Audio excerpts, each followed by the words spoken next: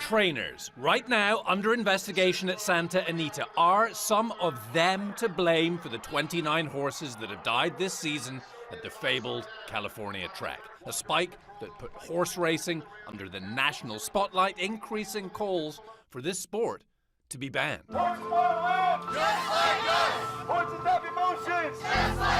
Investigators also looking at whether heavy winter rain was a factor. Was the track at fault? They kept sealing the track.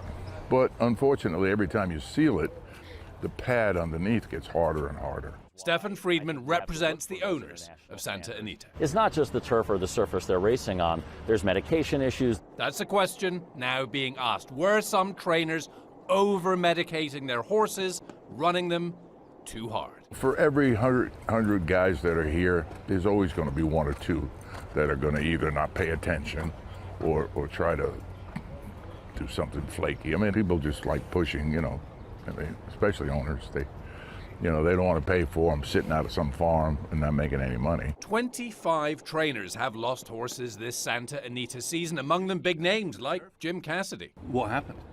Well, we haven't figured that out yet. Hall of Famer Jerry Hollendorfer is the only trainer who's lost 3 at Santa Anita since December, and he's lost another 2 at Golden Gate Fields near San Francisco since November. We've been looking at every trainer's records. Have you been looking at his record? Yes.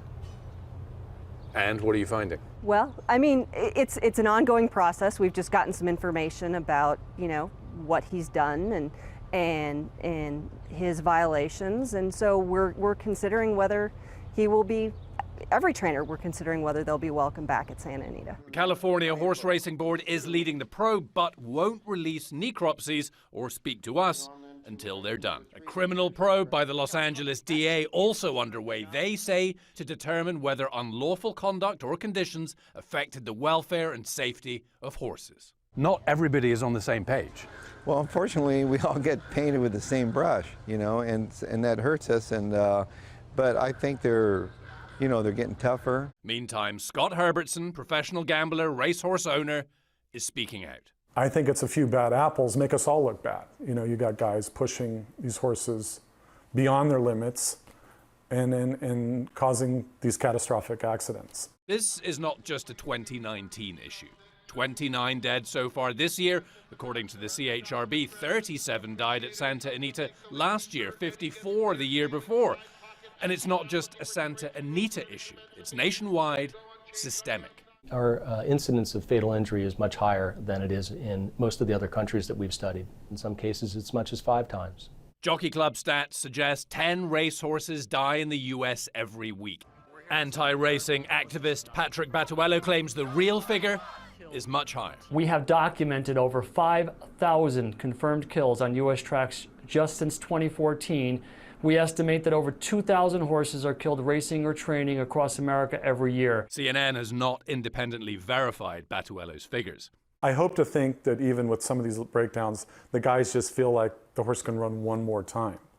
And I think they just take the risk too many times. Of 3 horses Jerry Hollendorfer has bought from Herbertson the past 8 months, 2 of them are now dead, including Cochise. Right about here, I think Mario feels him going wrong, and he's just trying to pull him out safe. Cochise broke down at Santa Anita May 25th and was euthanized. Hollendorfer had bought the 8-year-old horse after what's called a claiming race back in November. To enter, you put a price on your horse and anyone can buy it or claim it. When Jerry Hollendorfer claims one of your horses, how do you just feel? Cringe. You're just like, wow.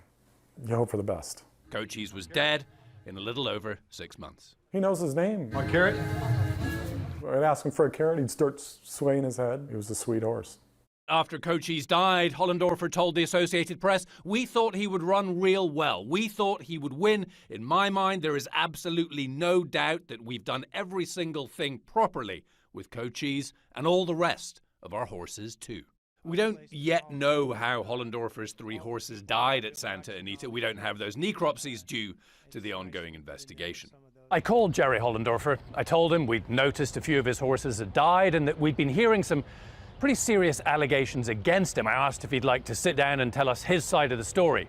He said no, and he told me never to call him again. Another California trainer, Mike Pender, right now serving a 30-day suspension after training a horse with a fractured leg. then shipping him up to Golden Gate Fields in the Bay Area and trying to enter him in a race there. Pender said he couldn't talk to us until after his suspension. You've seen trainers training horses that are clearly unfit. All the time. The jockeys are concerned. You know, I'm riding for a big guy. I don't want to scratch the horse if he doesn't feel 100% because the guy will fire me or get mad at me and all this kind of thing. So we've explained to the riders, look, you blame it on the veterinarians. You just say, hey, the vet said no.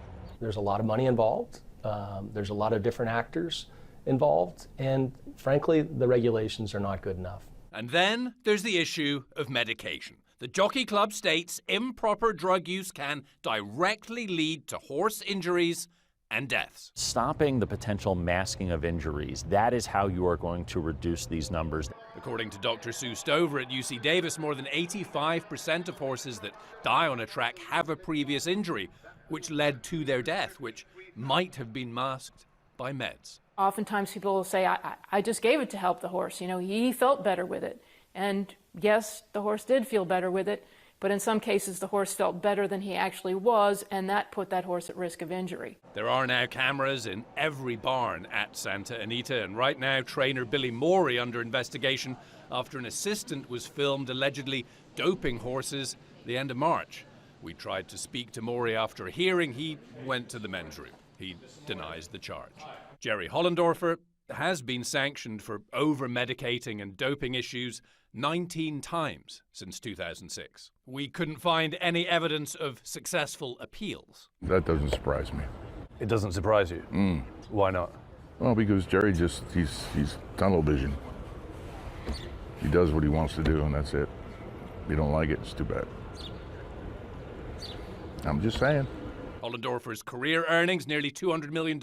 Total fines for those offenses in California, only $16,950, and never suspended.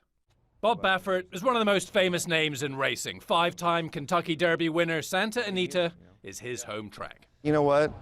People don't understand that Jerry felt really bad when he lost those horses. Felt really bad. And he's a Hall of Fame trainer. He's a really good trainer. But he does take really good care of his horses. I don't know, but he runs a lower quality. You know, those claiming races, sometimes they can be, you know, it's tough.